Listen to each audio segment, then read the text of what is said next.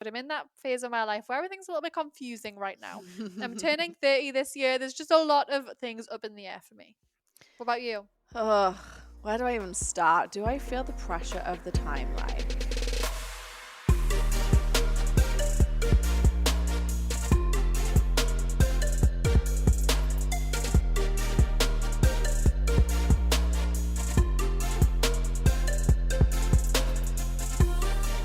A little known fact about Natty and I is that we kind of consider ourselves snack connoisseurs.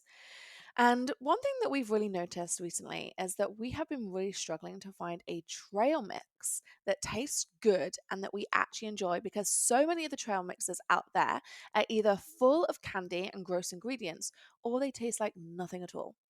And that's why I am so excited to tell you guys about our newest investment and partnership with Toodaloo. So, Toodaloo is a healthy, sustainable trail mix company that I cannot get enough of. It tastes incredible and it is so, so good for you. I love to eat it in the morning with some oat milk or sprinkle it over a cup of yogurt. It literally tastes amazing. Or have it during the day when I'm on busy meetings. I haven't got time to grab anything and I just want to dig into something tasty and good. And the reason that I absolutely love Toodaloo is not only it tastes amazing, but it actually has adaptogens added in it. So it's functional. They have different flavors that help support you feeling different ways. So whether it's kind of a winding down one, whether it's one that's got a probiotic inside of it, whether it's a feel good one, they literally are amazing. And I feel like they've thought of every single thing. On top of that, when you actually purchase Toodaloo, this is another reason why I was so excited to invest in the company. It actually helps regenerate 100 square feet of polluted farmland and restore it back into the rich, fertile soil that nature intended. So, Toodaloo is actually healing ourselves and the planet with every single bite. How cool is that? So, if you want to try Toodaloo, and trust me, you definitely do, go to the link in our show notes and order a bag right now. You are going to be so, so glad that you did. Like I said, it tastes amazing. It's functional, so it's actually helping your brain and your body at the time, and you're helping the planet. Why would you not purchase a bag? So go do that now. Link is in the show notes below and go get yourself some Toodaloo.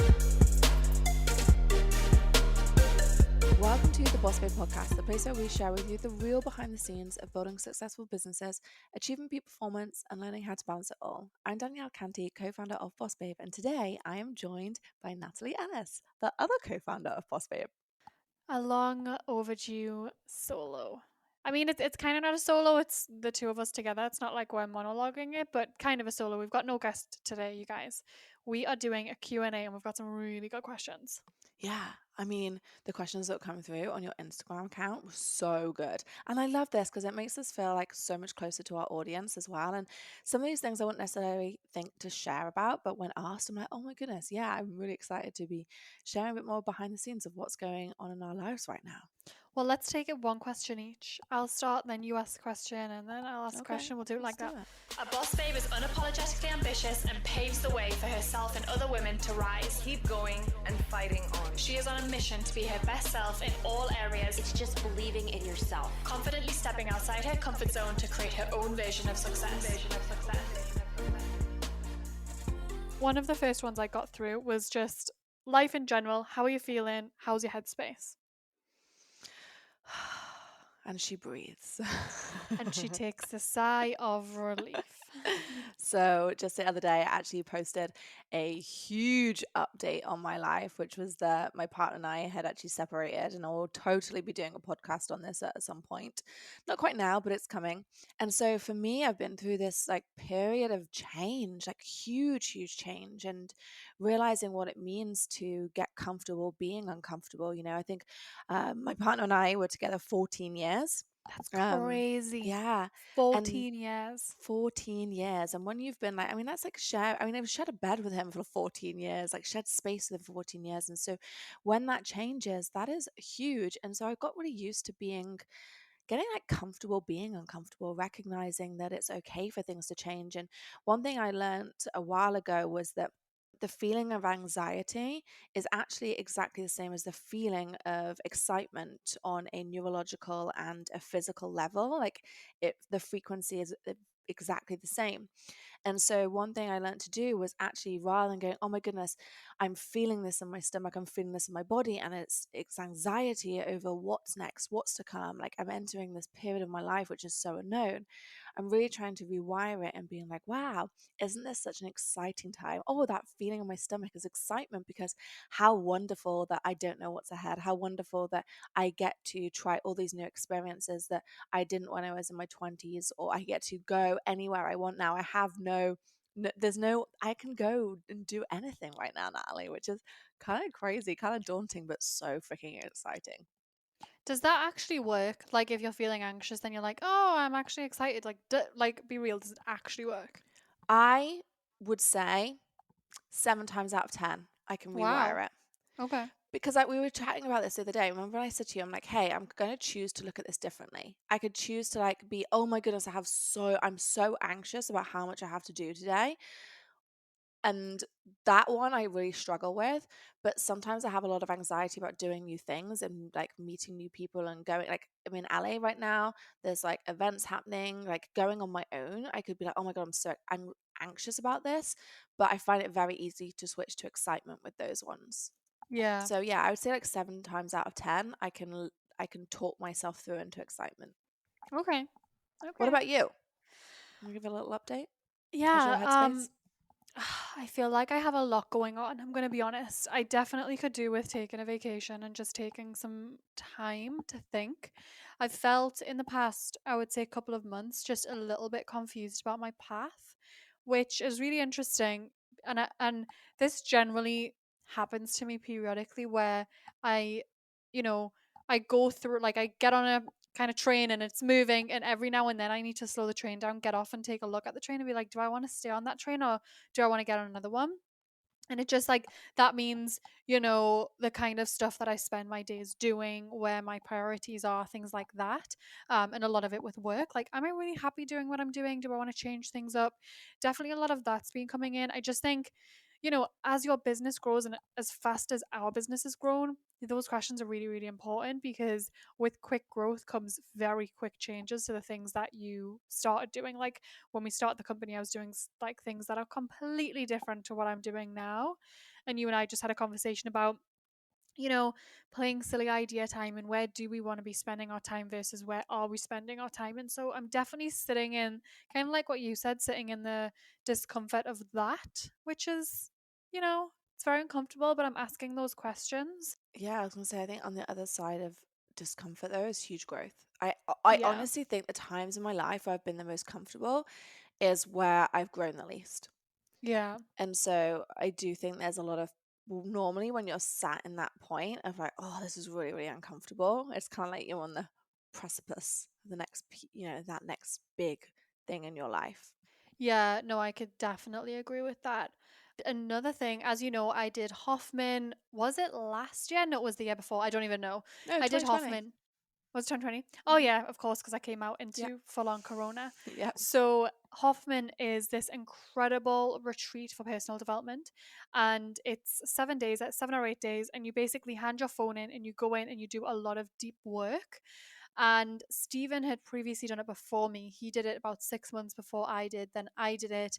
And it was incredible. I feel like, I've done a lot of things. I've done a lot of therapy, plant medicine, all of the things. And I don't feel like anything has really meaningfully transformed my life in a way that Hoffman did. It was just incredible. And I know Stephen felt the same. And we actually signed up for a couples version of Hoffman. You can only go as couples if you've both done it individually. We signed up for that mid last year, but obviously we didn't get the chance to go. And so we're going now soon.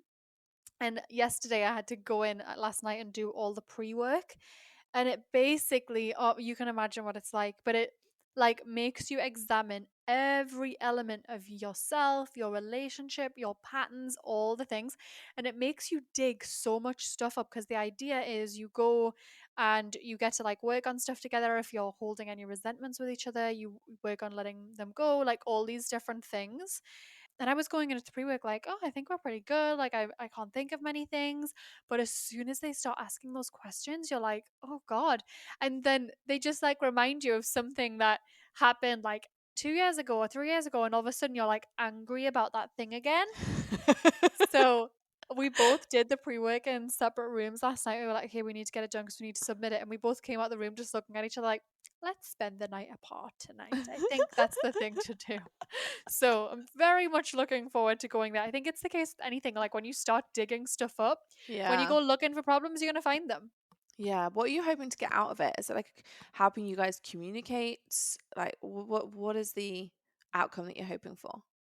Really, I would love just like a refresher of all the Hoffman tools and practices because I was in a really good routine with them when I came back. But over time, that just kind of slowly disappeared. But they have so many really good tools.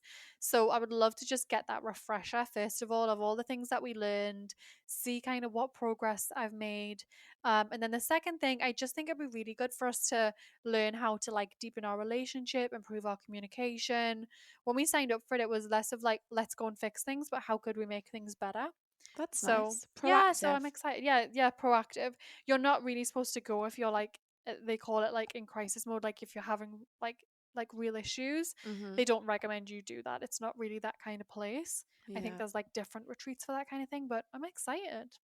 Yeah, because it's all about like your inner child, right? And I guess helping you guys communicate that and understanding what brings out the triggers in each other and how to work through them, but then also how to self-soothe, I'm guessing. Yeah, that's definitely a part of it. And Mm. it's a lot of like somatic work. So, for anyone listening that's read things like The Body Keeps Score and all those things, we often don't realize when we hold things in, we really hold them in our body and it's there and it's stagnant energy and they do a lot of somatic work to actually release that, which is great because we often don't even realize that we're holding on to it. And when I left Hoffman, when I went, I just remember leaving just feeling so light and happy and peaceful and just being like, yeah, I really needed that. It was like an excavation of just anything that subconsciously wasn't serving me, anything that was holding me back. And so this one's just a mini version. It's a lot shorter, but I'm kind of hoping like more of the same. You're going to get so much out of it. Totally. Okay, so let's do the next question because it's kind of going on to communication, right? So, how do you prevent disagreements in your work from affecting your friendship? So I think we've both just done enough work to be able to move through disagreements quickly and respectfully, you know, and to be honest, I don't know if this is the answer people want to hear, but it really doesn't happen that often. It's very few and far between that we have like disagreements. And, in the one occasion that it has happened where I think we actually, I don't know if fell out's the word, but fell out I think over we had something two. I think we've personal. had two Well, arguments, really. That's it. but only one has lasted more than a day. Yeah, totally. So like I can think of that one time where we kind of fell out over something more personal and it lasted a day because you were like, I just want some space for a day and then I'll come around and I was like, oh God. So I like made matches for us. They were good matches and we just talked it out and We it was should so totally, easy. we should totally do one on the two arguments that we've had and what we learned from them. I That know. would be fun. So funny. So yeah, only one has really ever lasted and it was like I think it was happened on the Saturday and Yeah, then I tried to resolve on the Sunday, but you were like, no, I I need a was bit not more ready. space. That's what you said. I was still processing. She was definitely still processing. I called, I was like, well, why are you ignoring me? Can you talk to me? And you were like, I don't want to talk to you. And I'll come round on Monday. I'm like, okay, I'll make matches. And I went around with my notepad. Here's all the things. Yeah. And it was, but at the same time, That was a nice neither, conversation, though. yeah, neither of us like have ever, I think, been No. disrespectful or like ever called each other a name or said anything that, you know, would end up being something other than it's not. I don't think we're that Yeah. kind of That's person. my rule. Like you can't take things back once you say them. So I'm always very, very conscious around like what I say. And that's whether it's in my relationship with you or my friendships or my previous marriage. Like I've always been very aware of that. And I think that's like I think that with arguments and relationships, it really comes down to what you own first. Like if you are somebody that has notoriously poor relationships with your family, your friends, your partners, then I really do think you need to like look within. And that's where I always come from. Like, and that's why that, that one argument that we had that lasted that weekend was, and I was were not ready to talk on the Sunday because I was still taking ownership of my parts of it. And I think that's what's really important whenever you're having disagreements with someone. And I also think that's why we don't really have that many disagreements, and how, if we do, they're resolved really quickly, is because we've both done enough work to take ownership of our sides. I'm not coming to saying like, hey, you made me feel this way. It's more like, hey, when you said this, my interpretation was this, or the story I told myself was this. Like, I really just want to understand what you meant and allow you to see what I felt from it. So I think that's like a really key piece in making sure that we go into a good communication pattern rather than a negative one, which is like arguments. 100%. Yeah, I think definitely doing your own work and taking responsibility is so important. I think that's where probably people would go around in circles if they're Yeah. playing the blame game. I just think that's where the circles happen. 100%. And I feel like it's just like a respect that we have for each other, you know? Like, I Yeah. think in a work setting, we both have respect for each other's departments, if we Yeah. called them that. Like, we both have different strengths in the business and we have veto rights within those departments. I'm never going to come and be like, oh, Natalie, you should not be posting this on social media. Like, But I will why would I? definitely say that to you. Yeah, and you'll make me like, yo, do this, do that. And then Yeah. likewise with mine, operations and legal. I'm like, Natalie, you have to do a process this way. You're like, but I don't want to. I'm like, no, but you have to. It's my veto right. Yeah. Yeah, no, that's so true. I think that's just really important, and I also think, which I think you need in any relationship, but we were just talking about this when we had a FaceTime the other day, is we have so much trust in each other that we're never gonna go and like talk shit about one another behind each other's back. Like No. we've never ever done it. We never ever will. It's like not even if we end up having like a fight, I would never go to like friends and be like, oh my god, can you believe Danielle did this? It just would never happen. Mm-hmm. And I think that comes down to the respect thing. Yeah. And I think we both give each other that. So we'd never, ever go and Yeah. do it to the other person. Totally. Totally. But I do think it's like worth just noting as well. Like, I think our relationship has got better as the years have gone on. Like, when we first met, we were really different. We had very different communication styles. Neither of us had done enough work, like any work at that point. I don't think I'd ever seen a therapist when I first met you. No, you hadn't. Yeah. No, you hadn't. I remember when I taught you about projections, and that time you got really upset and you were like, I know you said there's this thing called projections, but you're just being a bitch or something like that. Not in those words. And I remember listening, and it didn't turn into anything. It was never a thing, but I remember that. And the two of us were just so brand new to like doing the work. Yeah, I was like, totally. I've learned this thing called projections, Danielle, and you are like, that sounds like bullshit. Like, what are you trying to coat this in? And then remember that one time, actually, we should talk about these little funny things. Remember that one time I tagged you in the document to see, make sure you'd seen it, and you're like, you literally went Oh, off on one. I was like, didn't I? dude. Wasn't I like crying over that? I think I Yeah, was. you rang me like like I feel like it was like Tell them what happened. You tears, probably remember it a little bit better than me. tears of frustration. So Yeah. basically, I think we'd only been working together like, I don't know, like 6 months or something. And so we were going that it was an accounting procedure, right? So basically we were having this, I was trying to set this stuff up with our accounts and making sure that we were getting oh, that was it. I think it was like we were doing our first coaching program, and I wanted to get the workflow of people paying us and as recognizing it and making sure like it got to the right places and it got accounted for, right? So I created this document for our accountant, myself, and Natalie. And I tagged both Natalie and the accountant in this, saying, hey guys, and this was like, I was just like getting used to working with people as well in a virtual setting. I'd done everything in person. So I tagged this Google document like, hey Natalie, hey accountant, like once you've like read this, can you just like give this a check mark so that I know that you've seen it? And I was Yeah. just like, oh yeah, I just want to make sure she's seen this and she knows the procedure. Well, Didn't go down well. I think I don't know what you thought, but it did not go down well. I think you I thought I was think trying to be your boss. yeah, that's exactly what I thought. Because I think that was like in that in between period where I was working full time on Boss Babe. You weren't. You were still juggling two things. Yeah. And then you were like basically telling me I needed to read this thing. And no, you wanted me to sign my name to say Yeah. I'd read it. Yeah.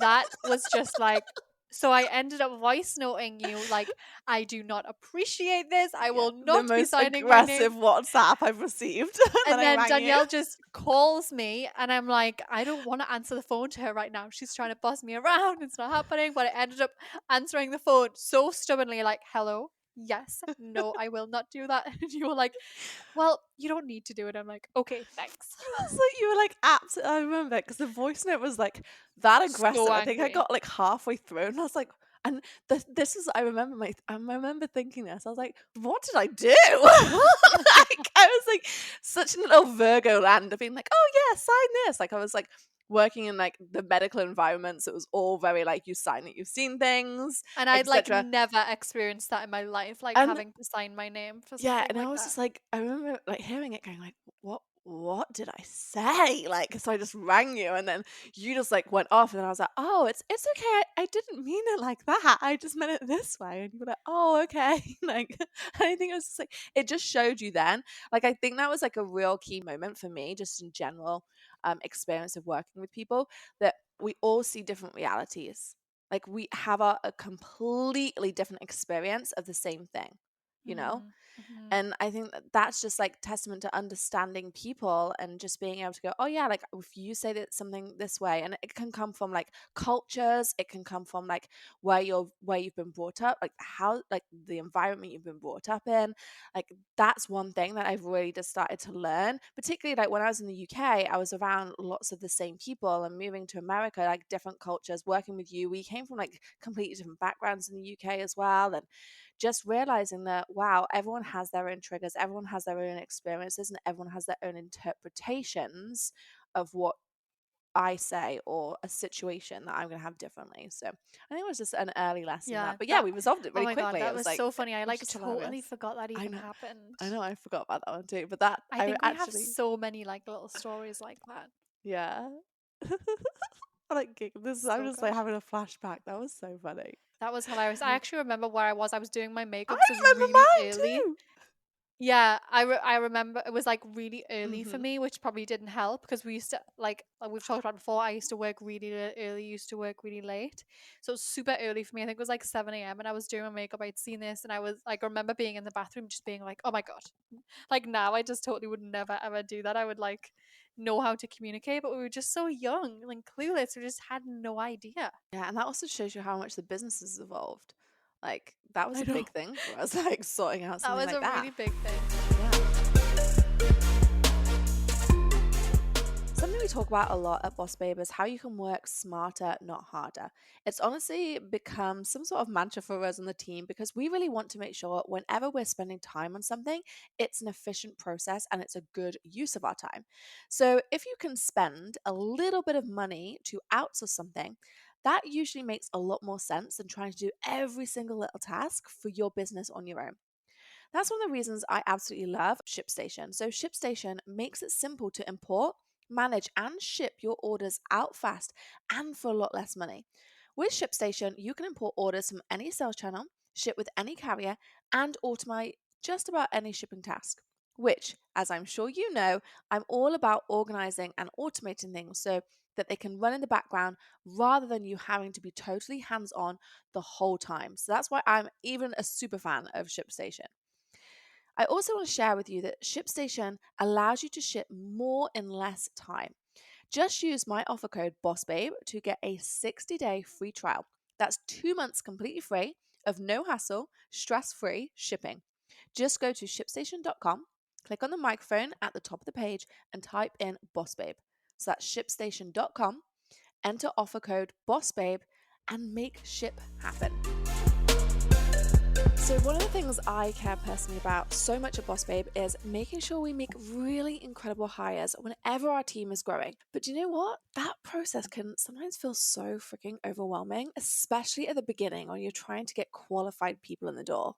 Yeah, totally. That first little bit once you post a job is so crucial because you're either going to get the right people to apply and be able to move forward, or you're going to be totally stuck. And that's why I really love LinkedIn jobs. Yeah, I know for us, LinkedIn Jobs has seriously been such a game changer at Boss Babe because when you post a job, you know it's going to a group of people who are actually qualified and would be a really good fit for your organization.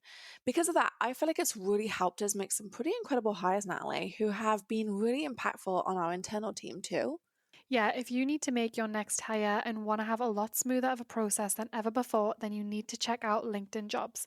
LinkedIn Jobs will help you hire the right person for your role, and your first job post is free. Just visit linkedin.com/bossbabe. Again, that's linkedin.com/bossbabe to post your first job for free. Terms and conditions apply. Okay, so the next question we've got is, do you get jealous of each other? For me, it's like, just no. I don't really have much else to add to that.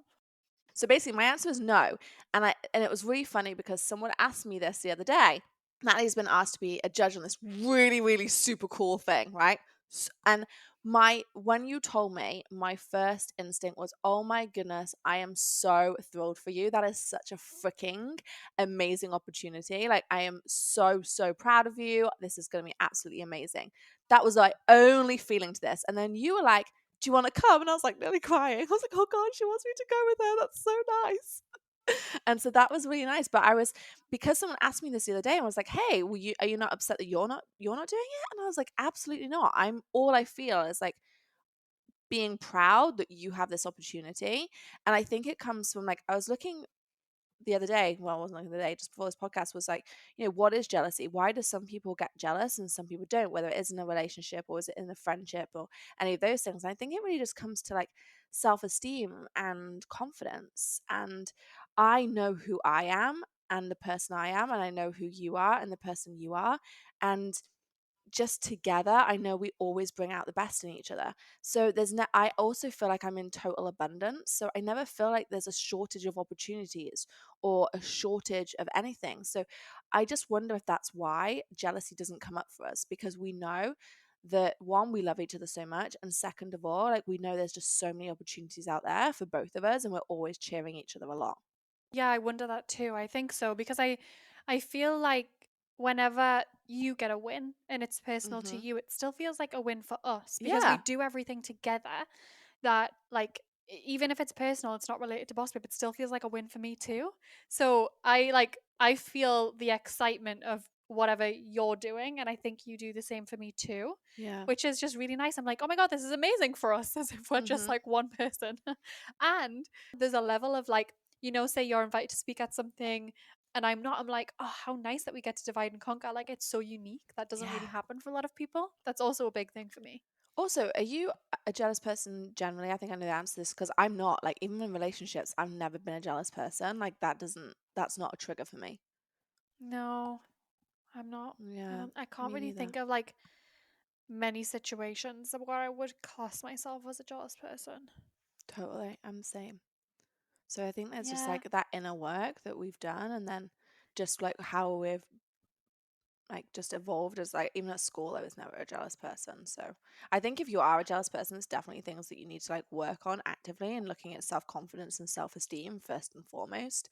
And then I do think that Yeah. abundance piece, for me, it's like abundance. Like, why do I need to be jealous? There's so many things in the world that we get to do and get to experience, so it doesn't really matter. I mean, remember a few months ago when we had that ex situation Oh where yeah. like Steven's ex was like reaching out and it was like so not necessary and inappropriate.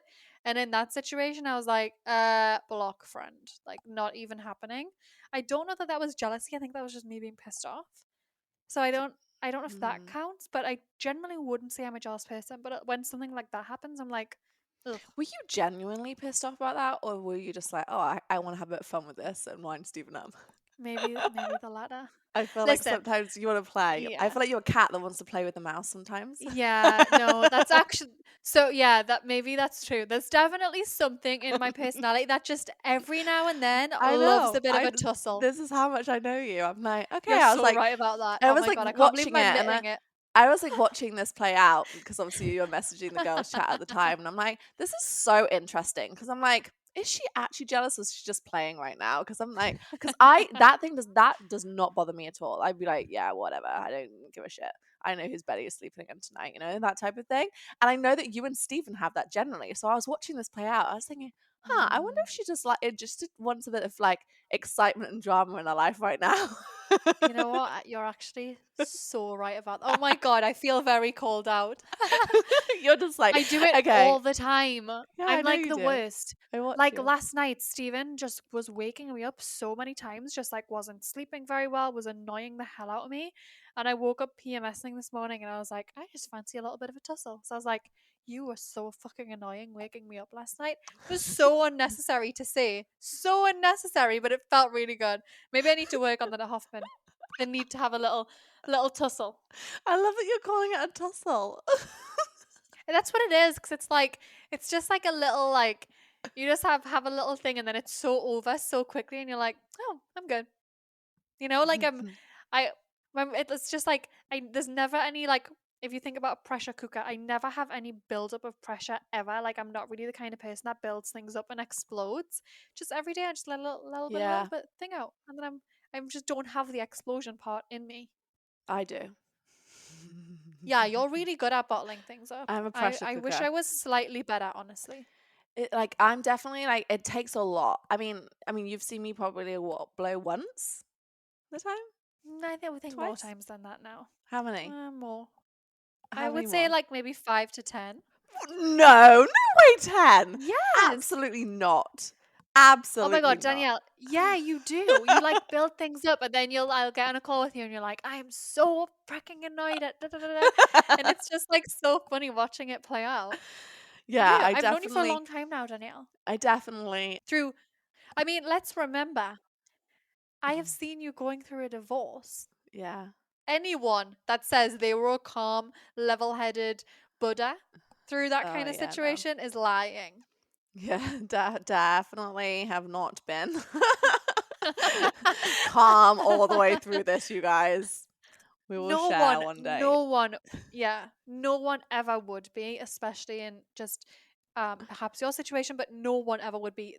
People are not saints, no matter what they project on Instagram. I don't really like. It takes a lot to annoy me, but when you've annoyed me, yeah, I'm annoyed. But I feel like my tolerance is pretty high. I can tolerate I more would than you totally can. agree. But then if you push me, I'm like, okay, I'm done now.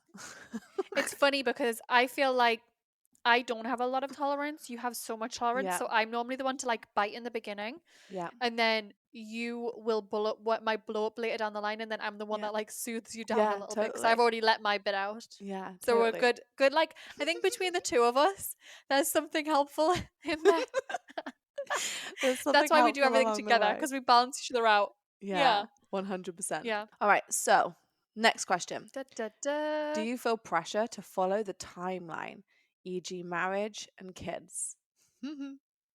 Yes, 100%. And I mean, I've been married a while, so that's not really a thing. But the kids want 100%, and I think it's hard for women to say like, no, I don't like have any pressure on timeline, because it's not like we can decide at 60 to have kids. Like we have that clock, and so even reframing it however we want to, it's still there whether we like it or not. And so I definitely feel that. And I also feel like, oh, so many things I should have done yesterday and so many things I want to do tomorrow and then in 10 years. Like, whenever is the right time? It feels very confusing. Like I was saying at the beginning of the episode, I'm in that phase of my life where everything's a little bit confusing right now. I'm turning 30 this year. There's just a lot of things up in the air for me. What about you? Where do I even start? Do I feel the pressure of the timeline? Okay, so I met my ex at 18. Got married at 28. Yeah, 28, 27, something like that. And so I was on track for the timeline. I totally bought into this timeline of you meet someone, you get married, you have kids. So I'm 32, you guys. So odds would have said I would have been at this point going, yeah, let's settle down and having kids, but no. I decided to pretty much start all over again. So 32, single, no kids. I feel that timeline. Do you feel it? I was wondering, we haven't actually talked about this. I was wondering, I think it takes so much courage to do what you did, Mm, especially when you're at that age where you're feeling that pressure. yeah. I mean, I definitely feel, I do feel the timeline. I don't have this need to have children. I would like to have children, but I don't have this need that, oh my goodness, I absolutely am going to do everything to make sure I have children. Hmm. So they're like a nice add on bonus if it works that way. But they're not something I was going to plan my life decisions around. And so ultimately, that's why I decided to leave my marriage, because I was like, actually, do you know what? Like, this isn't right and things need to change. Yeah. So, but having done that and being 32, yeah, I did go and see a fertility specialist and was like, okay, just so I know, how fertile am I? Oh, you did? How did that go? I did not know that. Yeah. I went to, it was fine. She was like, yeah, like they did an ultrasound. She said there's like blood test. I didn't do the blood test yet, but she said there's blood tests to see if it's more accurate. But I was just kind of like, do you know what? I'm just gonna have a little check in, Hmm. see what the situation is like. Because I was also thinking about, do I freeze my eggs? Yeah. Because everyone, that was never a conversation in the UK, but that's been a big conversation here in the US. And so she was like, look, you can totally freeze your eggs now if you want to. She's like, as long as you decide to do it before 35, you're good. So that was her advice to me. So she's like, why don't you just go away for another year and then come back to me and we can have some more conversations. But she's like, you're just literally like coming out your marriage, all this stuff. She's like, don't worry about it right now. Just like focus on what you need to, and then we'll have this conversation again. But she's like, right now, ultrasound, you're doing good. The eggs are there, guys, This The is such an future is odd thing bright. to be sharing on the I don't think it, podcast. no, I don't think it is. I was actually wondering that just on the timeline conversation. I think that's Yeah. just such an interesting answer. But yeah, I just admire the decision you made so much because I think it could be very easy for someone Hmm. in that situation to say, "Oh, you know what? We've already been together this long. I'm 32. I'm just going to go through the motions and we can, but for someone to be like, this isn't making me happy and I get to choose something that does. Yeah. That's like not many people I think would have the guts to do that. If I'm Yeah. thinking about myself, I just think it's a big decision. So and like you're gonna look back on it, whenever your time is, when you look back at it and be like, whoa, thank God I did Yeah. that. Which is so Totally. interesting. It was really scary. It took a lot of courage, but ultimately, you just know in your heart when something is the right thing for you. I think, we've spoken about this a few times in the podcast about intuition and listen to your gut. And I Mm. think I actually shared as well, like probably last year, like I'd been really shut off on my intuition and my gut. And I did a lot from last June, I did a lot of emphasis on starting to really align with myself again. And I think when you do that, there's just some things that are too big to ignore. I would have Mm. just been sacrificing so much of my soul, I think, to have stayed. And that was just, I Ooh. just couldn't do it. And it's the kind of the thing, like when I decided to change careers, things are scary, but then, look what happened when I decided to leave being a chiropractor and do Boss Babe.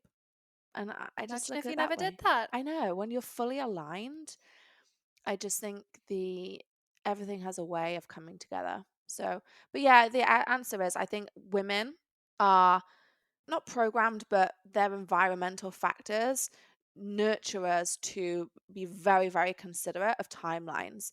I think it's something a luxury that men like they don't have so much. Mm. Guys can very pretty easily have kids in their 50s and 60s. It's not the case for women. And so, unfortunately, I do think we have this emphasis on time. I know that's something I've wrestled with so much, whether it's like, say, children and family or marriage, or also just feeling like almost like having children. And this is my mindset, which I really want to work on. But having children, it's like, okay, I'm either going to be good in business or I'm going to have children. And I want to try and find out, like, break down that because it's not true at all. Like, I know there's going to be Mm. women who are listening to this absolutely smashing it. Like, they have children, they have an amazing business.